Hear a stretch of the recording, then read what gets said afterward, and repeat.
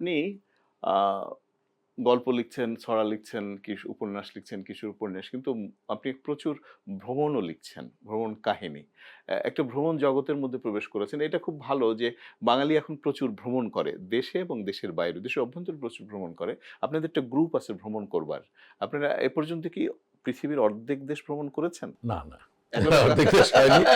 অর্ধেক দেশ হয়নি, এমনকি অর্ধশতও হয়নি, তবে অর্ধশতের প্রায় কাছাকাছি আর কি। আর দু একটি দেশ ভ্রমণ করলেই আমি বলতে পারবো যে না, অর্ধশত হয়ে দেশ গেছে আর কি, ভ্রমণ করেছেন। ভ্রমণ হয়ে গেছে। বাহ, সেটা একটা অসাধারণ ব্যাপার। এই গ্রুপটা কিভাবে গঠিত হলো এবং কেমন করে আসলে আপনারা আমাদের কত সস্তায় যেতে পারে? আমাদের কিন্তু কোনো নির্ধারিত গ্রুপ আছে তা কিন্তু না, তবে হ্যাঁ কিছু মুখ আছে যারা হুম, ঘুরে ফিরেই আমরা যারা একসাথে ঘুরতে পছন্দ করি, বা হুম, একসাথে গেলে কোনো ধরনের সমস্যা হয় না, বা নিজেদের মধ্যে আন্ডারস্ট্যান্ডিং বলতে যা বোঝায়, হুম। সেই কারণে আমাদের ভ্রমণটা অনেকটা সেই গ্রুপগুলোর সঙ্গে হয়। এছাড়া আমি ব্যক্তিগতভাবে কিছু ঘোরাঘুরি করেছি, সেটিও আছে। এই সব কিছু মিলে আমার এই 45-46টা দেশ ঘোরা হয়ে গেছে। এবং আহ, কত সস্তা, এটা কিভাবে সস্তায় আচ্ছা, কিভাবে গেল? সস্তার ব্যাপারটা যেটা আমি বলি, কোন কোন জায়গায় আমরা যেটা চেষ্টা করি হ্যাঁ, সেটা হচ্ছে খোঁজ খবর রাখতে, কখন কোন নতুন এয়ারলাইন্স হ্যাঁ। চালু হচ্ছে কোনো দেশে, আচ্ছা। অথবা কোনো জায়গায় প্রাইস ড্রপ বলে একটা জিনিস আছে, হ্যাঁ, তো প্রাইস ড্রপ হচ্ছে। হ্যাঁ। যেমন এখন শুনলে অনেকে অবাক হবে, যখন হঠাৎ করে ভুটান ঘোষণা করলো যে 16,000 টাকা রিটার্ন টিকিট, আসা যাওয়া। আসা যাওয়া। হ্যাঁ, আমি এই খবরটি মাত্র 3 দিনের জন্য ওরা অফারটা দিচ্ছে আর কি। হ্যাঁ। এটা শোনার সঙ্গে সঙ্গে আমাদের যারা কানেক্টেড লোকজন আছে হুম, তাদের মধ্যে 8-10 জনকে ফোন করে ফেললাম, হুম। সবাই বললো যে এখনই বুক করে ফেলেন। আর কোনো কিছু চিন্তা ভাবনা না করে আমরা বুক করে ফেললাম। এরকম আমরা চীনে যাওয়ার সময় হুম, আহ, খুব কম আমার ধারণা, মানে এখন এটা অকল্পনীয়, অথচ খুব বেশি দিন আগে না, কিন্তু এই 7-8 বছর আগে হয়তো এটা ছিল বোধহয় 26,000 টাকা, মানে আসা যাওয়া, আসা যাওয়া, বিমান ভাড়া। ঢাকা কুলমিং ঢাকা। আচ্ছা। তো আপনারা কয়জন গেলেন? এরকম। আমরা 11 জন ছিলাম বাহ! এই ট্রিপে। হ্যাঁ, তবে ছিল, শর্ত ছিল কমপক্ষে 10 জন হতে হবে। ও তো আচ্ছা। তখন আমরা, আমাদের গ্রুপে ছিল 9 জন। হ্যাঁ, তখন আমরা খুঁজতে শুরু করলাম যে না, 8 জন ছিল, হুম, কারণ আমার কন্যা ইতিমধ্যেই দেশের বাইরে চলে যাওয়ার ফলে হুম, আমাদের গ্রুপে একজন কমে গেছে। তা আমাদের 8 জনের দল, কিন্তু 3 জন আরো দরকার। হুম, তখন আমরা আমাদের আরেকজন বন্ধু, বন্ধু ঠিক না, একটু অনুজ প্রতিম আর কি, হুম। ছোট ভাই, সেও ভ্রমণে খুব উৎসাহী। তাকে বলার সঙ্গে সঙ্গে সেও লাভ দিয়ে উঠলো। তো আমাদের 8-3-11 জন হয়ে গেল। তো আচ্ছা। 11 জন হওয়ার ফলে আমাদের বাজেট প্রায় 20-30% কমে গেল। তো এইভাবে আমরা চেষ্টা করি কোথায় কমে কোথাও যাওয়া যায়। আরেকটা আমি উদাহরণ দিই, আপনি দেখবেন আমার 7 দিনে 7 দেশে একটা হ্যাঁ, বই হ্যাঁ, হ্যাঁ, আছে। হ্যাঁ, হ্যাঁ, হ্যাঁ, হ্যাঁ। 7 দিনে 7টা দেশ ভ্রমণ করা যায়, এটি হুম, একটি ইউনিক আইডিয়া। এটা ইউরোপের ওরা এই বুদ্ধিটা বের করছে। হুম, তো এই 7 দিনে 7 দেশের কাহিনীটা হলো এইরকম। আমার একমাত্র কন্যা এখন জার্মানিতে থাকে, হ্যাঁ, সে আমি ওখান জানি। থেকে বললো যে বাবা, একটা অফার আছে, হুম, 7 দিনে 7 দেশ, বাল্টিক ঘিরে যে 7টা দেশ, হ্যাঁ, সেই 7টা দেশে। এটা জার্মানি থেকে শুরু হবে, তারপরে আহ, Latvia, Lithuania, Estonia, Finland, Denmark হয়ে আবার জার্মানিতে ফেরত। কিন্তু এটা 6 মাস আগে টিকিটটা কাটতে হবে। আর উম, আর কোনো সমস্যা নাই আমার, কিন্তু তখনও সেনজেন ভিসাও নাই, জার্মানি ভিসা নাই, কোনো কিছু নাই, মানে ভিসা হবে কিনা তাও আমি জানি না। হুম, 6 মাস পরে, হুম। ট্রিপটা 6 মাস পরে, হিসাব করে দেখা গেল এটা পুরা সব অল ইনক্লুসিভ 7 দিনে 7 দেশ বাংলাদেশি টাকায় মাত্র 70,000 টাকা পার পার্সন। আমি ওকে বললাম তুমি বুক করে ফেলো, পরে ভিসা দেবে পরে। তো বুক হয়ে গেল। তো আমরা কয়জন আপনারা? আমরা 4 জন, আচ্ছা, আমি, আমার স্ত্রী, আমার কন্যা এবং আচ্ছা। জামাই। জামাই। হ্যাঁ, তো 4 জন। হ্যাঁ, ওইখানে 56 জন ছিল আর কি ওই ট্রিপে। এই 56 জনের মধ্যে আমরা এই 4 জন হচ্ছি এই সাব কন্টিনেন্ট। বাদামি চামড়ার আর কি, আর বাকি সবই সাদা। বেশিরভাগই জার্মান। এছাড়া আশেপাশের আরো দেশেরও ছিল। ও, আপনার ভিসাও পেয়ে গেলেন। না, ভিসা পেয়ে গেছে, হ্যাঁ ভিসা পেয়ে গেলাম। 6 মাস পরে, কিন্তু আচ্ছা, আমরা 4-3 মাস পরে যে ভিসা অ্যাপ্লাই করলাম, যেহেতু আমাদের আগেও যাওয়া ছিল, তো ভিসা দিয়ে দিচ্ছে। তো গেলাম এবং জার্মানি থেকে যাত্রাটা শুরু হলো। তো- যাচ্ছে তো বিমানে গেলেন না, না ট্রেনে? ট্রেনে। আমরা আমরা ইয়েতে গেছি, আমরা তো ঢাকা থেকে হ্যাঁ, বুঝি, জার্মানি বুঝি। গেলাম হ্যাঁ। বিমানে। জার্মানি থেকে ওদের একটা বাস ছিল, ওই ওইরকম 60 সিটের বাস সম্ভবত, একটা বাসে আমরা মুভ করলাম। তো জার্মানির ডুসেলডর্ফ শহর থেকে ওদের যাত্রা শুরু হলো। আমার মেয়ে ডুসেলডর্ফে থাকে কাছাকাছি, তো ওখান থেকে আমরা বাসে উঠলাম, তারপর গেলাম পোল্যান্ডের বর্ডার পার হয়ে। আচ্ছা, প্রথমে এই যে প্রথমে পোল্যান্ডে, প্রতিটি যে দেশের যে বর্ডার পার হচ্ছিলেন, হ্যাঁ। চেক তো হচ্ছিল হালকা করে নাকি? না, কোথাও কোনো চেক নেই। কোনো চেক না, ইদানিং অবশ্য আজকাল আজকাল চেকিংটা শুরু হয়েছে। আজকাল আমি পাসপোর্ট দেখে, তবে সবার আবার দেখে না, অনেকেরই দেখে, আবার অনেকে দেখেও না। কিন্তু ওই সময় যখন আমরা গেলাম, এটা ছিল 2019 সালে সম্ভবত, জি। না 18 সালে, হ্যাঁ। তো তখন কিন্তু কোথাও কোনো বর্ডারে বাস যাচ্ছে। আমরা কখন পোল্যান্ডে ঢুকে গেছি, ওই ইয়ে যখন বলে হুম। গাইড হ্যাঁ। যে আমরা এই মুহূর্তে এখন পার হয়ে জার্মানির সীমান্ত অতিক্রম করে পোল্যান্ডে ঢুকে পড়েছি, তখন আমরা বুঝলাম আচ্ছা এটা ভিন্ন দেশ। প্রত্যেকটা বর্ডারে অবশ্য একটা ইয়ে আছে আর কি, নীল রঙের একটা বোর্ড, ওই যে ইউরোপীয় ইউনিয়নের যে চেহারাটা, ওই ওই ওই বোর্ডটা থাকে বর্ডারে বর্ডারে, আর ওই দেশের নাম লেখা থাকে। তো তখন বোঝা যায় যে আমরা এক দেশ থেকে আরেক দেশে গেলাম। তো আমরা তো সকালে নাস্তা করছি লিথুয়ানিয়াতে, দুপুরে দুপুরে লাঞ্চ করছি লাটভিয়াতে, এরকম আর কি। বা লাটভিয়া রাতে থাকলাম, পরদিন সকালে ব্রেকফাস্ট করে চলে গেলাম এস্তোনিয়া। এস্তোনিয়াতে। আবার এস্তোনিয়া থেকে এস্তোনিয়ার তাল্লিন থেকে অবশ্য আমাদের জাহাজে যেতে হয়েছে ফিনল্যান্ড। ফিনল্যান্ডে ওইটা জাহাজে 3 ঘন্টার মতো ছিল। কেমন যাত্রাটা কেমন ছিল? নিশ্চয়ই অসাধারণ। জাহাজের এই 3 ঘন্টা তো খুব চমৎকার জার্নি ছিল। এটা যেহেতু দিনের বেলা, হুম, হুম। আমরা বেশ ডেকে দাঁড়ায় দাঁড়ায় আমরা যেমন সব দেখতে হ্যাঁ দেখতে দেখতে দেখতে গেলাম আর কি, বিভিন্ন জাহাজ চলে যাচ্ছে বা পাশ দিয়ে এসব। কিন্তু পরের দিন আমরা যখন ফিনল্যান্ডের হেলসিঙ্কি থেকে গেলাম টুরকু বলে একটা জায়গা, ফিনল্যান্ড শেষ করে টুরকুতে গেলাম। টুরকু থেকে একটা জাহাজ ছাড়লো বিকেলবেলা সন্ধ্যার দিকে। ওই জাহাজটা সারা রাত থাকতে হলো ওই জাহাজে। এবং ওরা জাহাজে ওঠার আগে আমাদের গাইড বলে দিল যে তোমরা কিন্তু রাত্রে যেহেতু এখানে কেবিনে থাকবা, তোমাদের এক রাতের মতো জামা কাপড় একটা ছোট ব্যাগে নিয়ে নিও। জীবনে এরকম এত বড় জাহাজ আমি কখনো দেখিনি, যেটা 12 তলা, লিফট আছে 4টা এই ওঠা নামার জন্য। আর এই ভাসমান জাহাজটিতে একটা পৃথিবী। এর মধ্যে কি নাই, ওই ম্যাকডোনাল্ডস, কেন্টাকি থেকে শুরু করে সব ধরনের ব্র্যান্ডের খাবারের দোকান, জিনিসপত্র, বাটার, জুতার দোকান, সবকিছু আছে। মানে এটা একটা একটা একটা ফ্লোর পুরো একটা মার্কেট। আর ডাইনিং হল তো মনে হচ্ছে যে আমাদের বড় বড় যে বিয়ে বাড়ি থাকে, ওইসব বিয়ে বাড়ির মতো গোটা 10 একত্রিত করলে যত বড় হবে তত বড় ডাইনিং হল। যেটা হলো, আমরা ওই জাহাজে সারা রাত ধরে গেলাম, রুম খুঁজে টুজে বের করা। যেটা বলতে চাচ্ছিলাম সেটা হচ্ছে যে আমার ধারণা ছিল যে জাহাজের রুম যখন, আমরা তো বড় বড় লঞ্চে বরিশাল বা পটুয়াখালী এসব জায়গায় যাই, যত বড় লঞ্চ থাকুক আর কি। আমার ধারণা ছিল যে ওইরকম হবে, ক্ষুদ্র প্রকোষ্ঠ। হ্যাঁ না, এটা রীতিমতো 3 স্টার হোটেলের একটা রুমের মতো। এবং আমার ধারণা ছিল যে এখানে কমন টয়লেট বাথরুম থাকবে, কিন্তু না, প্রত্যেকটার সঙ্গে অ্যাটাচ বাথ। আমি বললাম বাহ, তাহলে তো এখানে গোসল করা যাবে। আমরা রীতিমতো হ্যাঁ ভোরবেলা উঠে, যেহেতু 7টা বা 8টার দিকে জাহাজটা ভিড়বে, কাজে আমরা 7টা 8টার দিকে গোসল টোসল করে ব্রেকফাস্ট করতে চলে গেলাম ওই ডাইনিং হলে।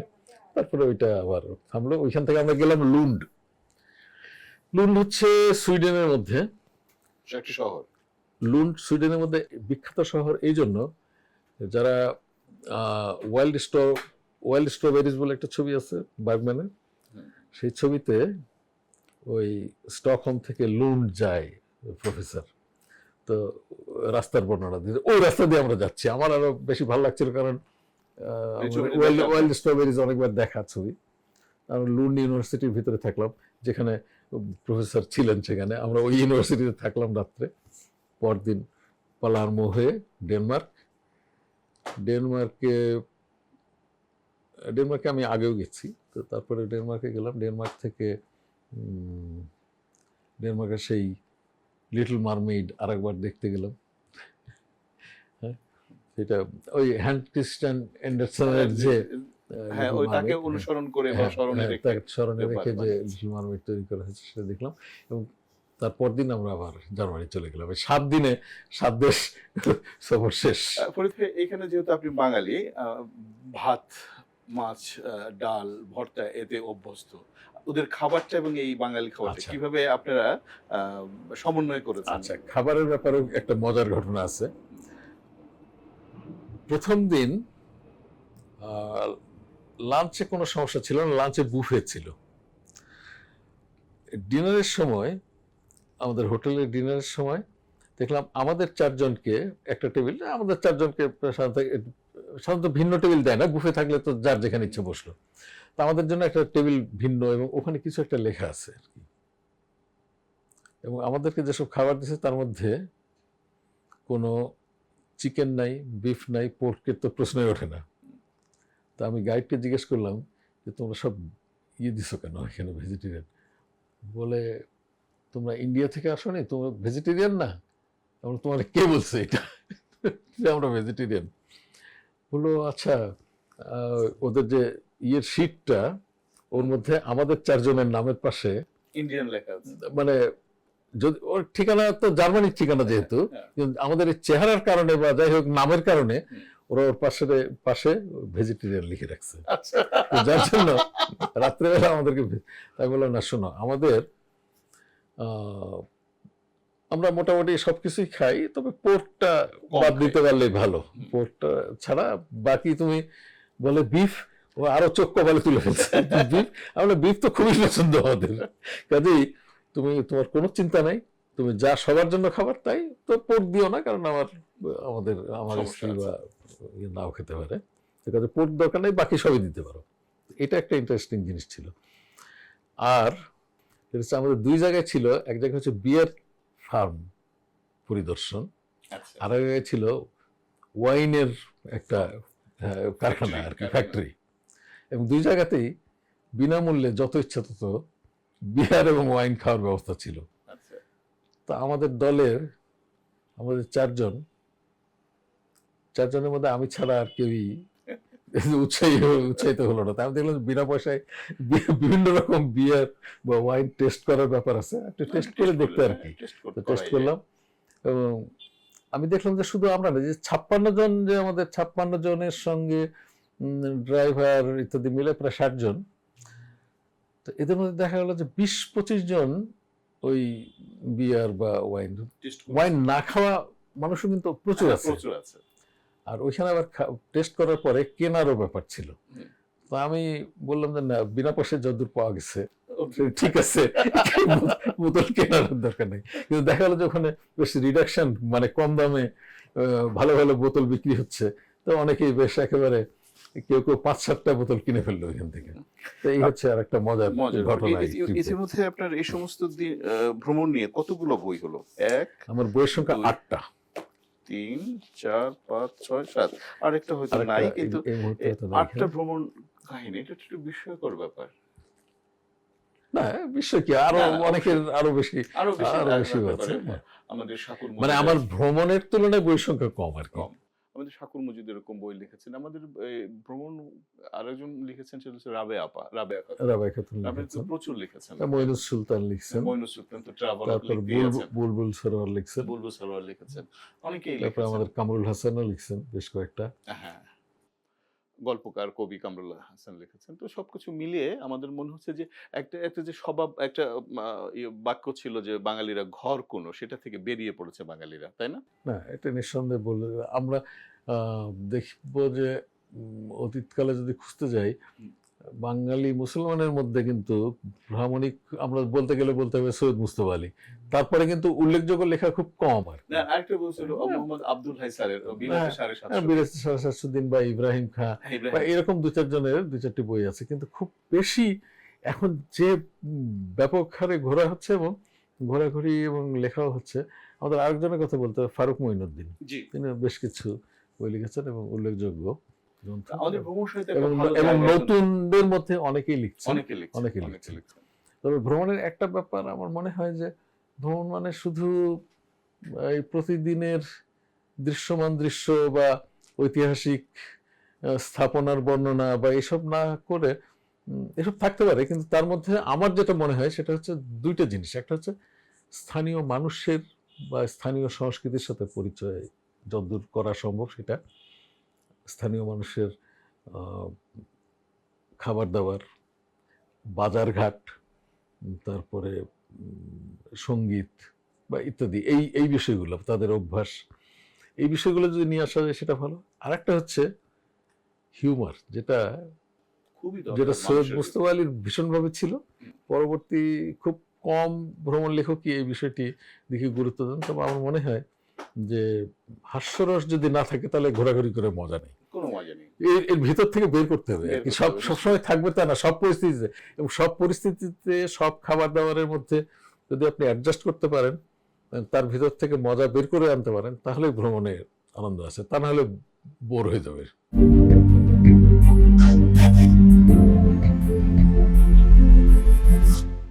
উম, আমাদের যে প্রতিষ্ঠানগুলো যেমন ধরেন বাংলা একাডেমি, শিল্পকলা একাডেমি, শিশু একাডেমি, এটা একটা কিন্তু প্রতিষ্ঠান হয়ে গড়ে উঠতে পারে নাই। কোনো প্রতিষ্ঠানই কিন্তু প্রতিষ্ঠান হয়ে একটি জাতিকে ধারণ করবার, এই যে ২০ কোটি মানুষের যে চিন্তা চেতনা, মর্মবেদনা, আনন্দ, গৌরব, শিল্প সাহিত্য সংস্কৃতি ভাবনার ভেতর দিয়ে এক একটি প্রতিষ্ঠান যে গড়ে ওঠার, জাতিকে সমগ্রকে ধারণ করে, সেইটা গড়ে উঠতে পারে নাই। এটা একটি গোষ্ঠীর বা একটা দলের কিংবা যারা ক্ষমতায় থাকে তাদের হয়ে উঠেছে। এবং এইটা কেন? এবং তারা তাদের কাজকর্মগুলো মনে করে কতগুলো অনুষ্ঠান করা। জি। আমি গত কয়েক বছর ধরে লক্ষ্য করছি যে কোনো একটা বিশেষ কবি সাহিত্যিকের জন্ম মৃত্যুদিন উপলক্ষে তার সম্পর্কে কিছু কথাবার্তা বলা, অথবা কোনো একটি জাতীয় দিবসকে কেন্দ্র করে কয়েকটি প্রবন্ধ নিবন্ধ পাঠ, সেটা নিয়ে কিছু আলোচনা এবং সঙ্গীতানুষ্ঠান। কিন্তু বিষয়টা এরকম না। এটার হওয়া উচিত ছিল এটার ভেতর থেকে উঠে আসা, এটা গবেষণার কাজে বেশি মনোযোগ দেওয়া, তারপরে এই বিষয়গুলো নিয়ে প্রকাশনা করা, অথবা একেবারেই গ্রামে গঞ্জে গবেষণার মধ্যে চলে যাওয়া এবং সেই গবেষণালব্ধ বিষয়গুলো নিয়ে আবার সেমিনার করা, কিন্তু সেভাবে হচ্ছে না। তো পুরো জিনিসটাই হচ্ছে খুব দায় সারা ধরনের। এবং আমার মনে হয় সম্প্রতি দেখলাম যে বাংলা একাডেমি, শিল্পকলা একাডেমি সহ এই প্রতিষ্ঠানগুলো হঠাৎ করে মে জুন মাসে প্রচুর অনুষ্ঠান করে। তার কারণ হচ্ছে, আমি যেহেতু ৩ দশকের বেশি সরকারি চাকরি করে আসছি, আমি জানি ৩০শে জুনের মধ্যে আমাদের বাজেটের টাকা শেষ করতে হয়। তখন দেখা যেত আমরা বাংলাদেশ টেলিভিশনে অনেক অনুষ্ঠান রেকর্ড করে ফেলতাম, যে প্রচার হবে কি হবে না তাও জানি না, কিন্তু রেকর্ড করতে হতো, কারণ জুনের মধ্যে টাকা শেষ করতে হবে বাজেটের। তো সেই টাকা শেষ করার বা বাজেট শেষ করার জন্য যদি কোনো প্রকল্প হাতে নেওয়া হয় বা কোনো অনুষ্ঠান করা হয়, কোনো আলোচনা, কোনো গবেষণা হয়, সেটা থেকে আসলেই সত্যিকারের কোনো অভিজ্ঞতালব্ধ কোনো সমৃদ্ধ বিষয় বের হয়ে আসবে, এটা আশা করা যায় না। একটা বিষয় ইদানিং লক্ষ্য করা গেছে, যেটা শুনছি, সেটি হচ্ছে যে সংস্কৃতি মন্ত্রণালয় তারা ধরেন কোনো প্রতিষ্ঠানকে, বাংলা একাডেমি বা শিল্পকলা একাডেমি বা জাতীয় গ্রন্থকেন্দ্র, এদেরকে একটা অর্থ দিচ্ছে যেহেতু আমরা সাংস্কৃতিক অনুষ্ঠান করেন, কিন্তু আবার বাধ্যতামূলকভাবে সংস্কৃতি মন্ত্রণালয়ের একজন কর্মকর্তাকে ওই অনুষ্ঠানে রাখতে হয়। এইটা কিন্তু যখন ওই কর্মকর্তা যান তখন তার পেছনে কিন্তু অনেকটা সময় ব্যয় হয়ে যায় তাকে তোয়াজ করতে করতে। শুধু তাই নয়, এই বিষয়টি এটা আমাদের দেশের সংস্কৃতিতে বহুদিন ধরে আছে। আমি একটা উদাহরণ দিই। আমরা যখন কখনো কখনো আমরা স্বাধীনভাবে, বাংলাদেশ টেলিভিশন কিন্তু অনেক স্বাধীনভাবে অনুষ্ঠান, আমি যেহেতু দীর্ঘ ৩০ বছরের বেশি সময় ছিলাম, অনেক সময় অনেক স্বাধীন অনুষ্ঠান করেছি আমরা। এমন একটা উদাহরণ দিই, এই পৃথিবী নামে একটি অনুষ্ঠান আমরা শুরু করেছিলাম ৯০ দশকের শুরুর দিকে। এটি প্রকৃতি পরিবেশ নিয়ে অনুষ্ঠান।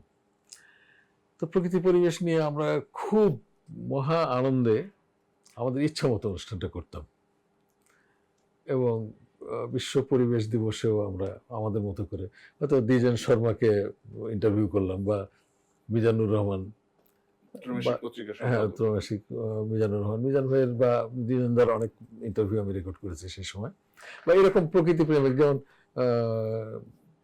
সুব্রত বড়ুয়া, এরকম লোকজনের ইন্টারভিউ এবং তার সঙ্গে আমাদের কিছু জীবনানন্দের থেকে কবিতা বা এইসব দিয়ে আমরা হয়তো একটা অনুষ্ঠান করলাম পরিবেশ দিবসে। হঠাৎ করে এক বছর, এটা 2-3 বছর এরকম চললো, হঠাৎ করে 2 বছর বা 3 বছর পরে একটা মন্ত্রণালয় থেকে একটা চিঠি আসলো, পরিবেশ দিবসের আলোচনা অনুষ্ঠানে পরিবেশ মন্ত্রণালয়ের মন্ত্রী মহোদয়, সচিব মহোদয় এবং অমুক অমুক আলোচনায় অংশগ্রহণ করিবেন। তখন পুরো অনুষ্ঠানের যে কনসেপ্ট সেটা নষ্ট হয়ে গেল। তখন একজন উপস্থাপক আসলো এবং 3 জন, একজন সচিব, একজন মন্ত্রী আর একজন হয়তো পরিবেশ বিশেষজ্ঞ আসলেন। আমাদের ডক্টর মুশফিকুর রহমান খালি অ্যাঙ্কর হিসেবে ওনাদেরকে ইন্ট্রোডিউস করে দিলেন, ওনারা আমাদের বুকে চলে গেলেন। এই অনুষ্ঠান কেউ দেখলো না, কারণ একটি অনুষ্ঠান দেখবে কেন? মানুষের যদি ইন্টারেস্ট না থাকে তো মন্ত্রীর বক্তব্য বা সচিবের বক্তব্য কে শুনবে? পরিবেশ নিয়ে কি করবে? এবং সবচেয়ে আরেকটা, মানে জাস্ট উদাহরণ দিই আমি, এখন থেকে 30 বছর আগে বুড়িগঙ্গা নিয়ে আমরা একটি অনুষ্ঠান করেছিলাম। সেই অনুষ্ঠানে তখন যা বলা হয়েছিল, এর 20 বছর পরে আবার আমরা যখন এই পৃথিবী অনুষ্ঠানে বুড়িগঙ্গা নিয়ে অনুষ্ঠান করলাম, মজার ব্যাপার, আমি দুটো অনুষ্ঠানের রেকর্ড মিলে দেখছি। ওই মন্ত্রণালয়ের সচিব বা যিনি ওদের ইন্টারভিউতে 20 বছর আগে যা বলছিলেন 20 বছর পরেও তাই বলছে, এটা করতে হবে, এটা করা হবে, এতে এই উন্নতি হবে। এর বাইরে কিন্তু হয়নি। মজার ব্যাপার, পরের অনুষ্ঠানে যেমন বিশেষজ্ঞ চেঞ্জ হয়ে গেছে। যেমন পরের অনুষ্ঠানটাতে ছিলেন আমাদের এর আগের পরিবেশ উপদেষ্টা রেজওয়ানা হাসান। এখন যদি রেজওয়ানা হাসানকে প্রশ্ন করেন, তিনি আবার ওই একই কথাই বলবেন। তো এই হচ্ছে বাস্তব অবস্থা। আরেকটা ব্যাপার আমরা দেখতে পাই, সেটা হচ্ছে মফস্বল কেন্দ্রে যখন কোনো অনুষ্ঠান হয়, কোনো গোষ্ঠী বা কোনো প্রতিষ্ঠান কিংবা কোনো উদ্যোগে হয়, তো ওইখানে ওই পুলিশের যে কর্মকর্তা থাকেন তাকে দাওয়াত দিতে হয়, ডিসি কে দাওয়াত দিতে হয়, এবং এদের যদি দাওয়াত না দেওয়া হয় তারা কিন্তু খুব মাইন্ড করেন এবং অনেক সময় অনুষ্ঠান বন্ধ করে দেন। এটা ক্ষমতা প্রয়োগ করে বন্ধ, এটা হবে না। এইটা আমার মনে হয় যে আমাদের সংস্কৃতির উপর এটা একটা কালো ছায়া। ক্ষমতার কাছে থাক, কিন্তু সংস্কৃতি এবং এর যে চলমানতা সেটা থাকা উচিত, প্রভাবন রাখা উচিত। ঠিক। তবে এখানে একটু ব্যতিক্রম আছে, কোনো জায়গার ডিসিএসপি সাহেবরা খুব একটা এটা নিয়ে মাথা ঘামান না, তারা তো অনুষ্ঠান যেমন হচ্ছে করেন আপনারা। এটাও আছে। আবার কোনো জায়গায় খুব উৎসাহী লোকজন আছে। তারা, আমি জয়পুরহাটে এমন একজনকে পেয়েছিলাম, বোধহয় জেলা প্রশাসক ছিলেন, যেহেতু আমার বাড়ি জয়পুরহাটের কালচারাল ফিল্ডের লোকজন বলছিলেন যে আমরা এতদিন একজন লোক পেয়েছি যিনি নিজে ডেকে বলেন যে এই আপনারা এটা করছেন না কেন, এটা করেন, এরকম লাগলে এদের সংখ্যা কম। এদের সংখ্যা খুব কম। আমি এরকম কুমিল্লা এরকম শুনেছি, একজন কল্লোল বলে এক ঊর্ধ্বতন কর্মকর্তা গিয়েছিলেন, ডিসি ছিলেন, তিনি ওইখানে অনেক রকমের কালচারাল কাজ করেছিলেন, উনি আবৃত্তি শিল্পীও ছিলেন হয়তো, এই সমস্ত কারণে। কল্লোল তো আমাদের বাংলাদেশ টেলিভিশনের উপস্থাপক ছিল সেই কারণে এইসব কারণে এরকম কিছু অল্প কিছু আছে। কিন্তু আমরা চাই যে আমাদের বাংলার এই ধূলিকণা থেকে যারা উদ্গাত হয়েছে এবং ক্ষমতার কাছাকাছি আছেন বা ক্ষমতায় আছেন, তারা বাংলাকে ধারণ করুন এবং একই সঙ্গে বাংলা সাহিত্য সংস্কৃতিকে এক ধরনের সেবা দিয়ে জল সিঞ্চন করে। এই ক্ষমতাটা তো আপনার আছে, আপনি ক্ষমতাটা ভোগ করেন না, ছেড়ে দেন, দেখবেন আপনি আরো উদ্ভাসিত হয়ে উঠবেন। ফরিদ ভাই, সর্বশেষ কথা, যে এখন কি লিখছেন এই মুহূর্তে একটা দুটো গল্প লিখেছি, এখনো কোথাও যায়নি। আজকাল নাকি দৈনিক পত্রিকা গুলো 1200-1300 শব্দের বেশি গল্প বড় হলে লেখে না। একটা পত্রিকা থেকে আমি 1700 শব্দের গল্প পাঠানোর পরে সাহিত্য সম্পাদক আমাকে জানালেন যে এটাকে 12 থেকে 1300-র মধ্যে নিয়ে আসেন, তাহলে ছাপা যাবে, এত বড় গল্প ছাপা যাবে না ভাই। তো গল্প লিখছি, আর কিছু অনুবাদের কাজ আছে, আর একটি আমার নিজের গল্পের একটি নাট্যরূপ পশ্চিমবাংলা এর আগেও আমার একটি দুটি নাটক মঞ্চে ওরা করেছে, সেটি হচ্ছে ইংরেজি থেকে বাংলা রূপান্তরে। আর এবারে আমার মৌলিক একটি নাটক, আমার একটি গল্প পড়ে ওরা বলছে এই গল্পটাকে যদি আপনি নাটক করে দিতে পারেন তাহলে আমরা এটা মঞ্চস্থ করতে পারবো। তো সেই নাটক করার চেষ্টা করছি। নাটকটা একটু কঠিন কাজ, একটা ছোট গল্প থেকে 1.5 ঘন্টার নাটক বানানো, তো মঞ্চ সেইটা নাটক। মঞ্চ নাটক, বুঝতে পারছি। সেই আর কাজটা ফরিদ করেছি। ভাই, এর অনুষ্ঠান শেষ, আমাদের প্রশ্নোত্তর। যে আপনাকে অভিনন্দন জানানো উচিত ছিল শুরুতে, কিন্তু আমরা একটু মজা করে শেষেই জানাই আপনি সাহিত্য পুরস্কার পেয়েছেন এবং এই চমৎকার বইটির জন্য। ফ্রুটি ফ্লাশ ফিকশন দারুণ একটা বই। এবং এই যে পুরস্কারটা পেলেন সেটা আপনি একা পাননি, আমরাও খুব আনন্দিত হয়েছি।